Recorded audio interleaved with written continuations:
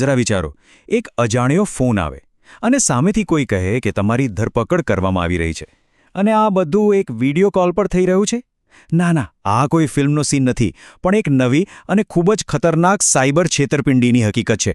તો ચાલો આજે આપણે આ ડિજિટલ ધરપકડ પાછળની આખી માયાજાળને સમજીએ.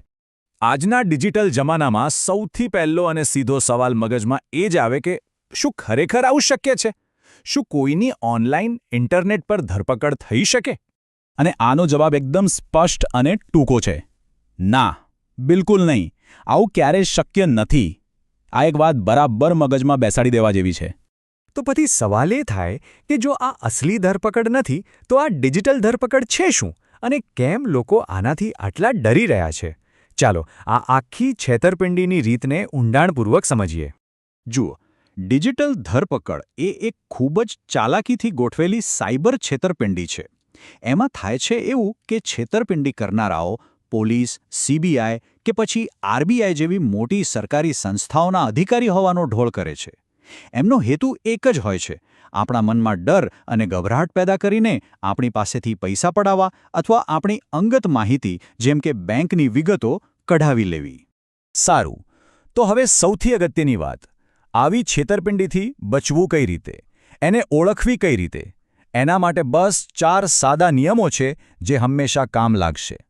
પહેલો ને સૌથી મુખ્ય નિયમ, એક વાત ગાંઠ બાંધી લેજો: અસલી ધરપકડ જેવી કાયદાકીય કાર્યવાહી ક્યારેય ફોન કે વિડિયો કોલ પર થતી નથી. બીજું, ભલે ગમે તેટલું દબાણ કરવામાં આવે, ક્યારે પણ પોતાની બેંકની વિગતો કે કોઈ અંગત માહિતી ફોન પર આપવી નહીં. ત્રીજું, જો કોઈ સરકારી અધિકારી હોવાનો દાવો કરે તો તેની ઓળખ ચકાસવાનો પ્રયત્ન કરવો. અને છેલ્લે, જો વાતચીતમાં બેંકનો ઉલ્લેખ આવે અને જરા પણ શંકા જાય તો તરત જ ફોન કાપીને સીધો પોતાની બેંકનો સંપર્ક કરવો.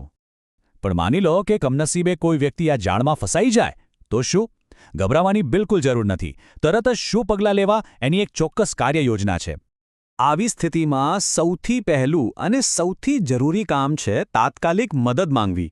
અને ખાસ આવા ગુનાઓ માટે એક હેલ્પલાઇન બનાવવામાં આવી છે.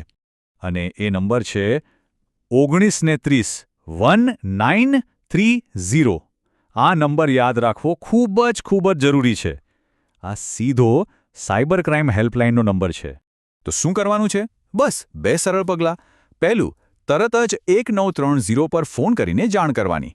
અને બીજું, સત્તાવાર પોર્ટલ www.cybercrime.gov.in પર જઈને આખી ઘટનાની વિગતવાર ફરિયાદ નોંધાવવાની. આ બંને પગલાં ખૂબ જ અગત્યના છે.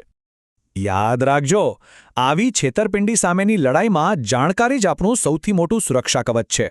જો આપણે જાગૃત રહીશું તો આવા સ્કેમર્સ ક્યારેય સફળ નહીં થઈ શકે. આ જાણકારી એક ઢાલ જેવી છે. તો વિચારો, જો આ જ્ઞાન આપણે આપણા મિત્રો, પરિવાર અને આસપાસના લોકો સાથે શેર કરીએ તો શું આપણે બધા મળીને બીજા ઘણા લોકોને આનો શિકાર બનતા બચાવી શકીએ છીએ?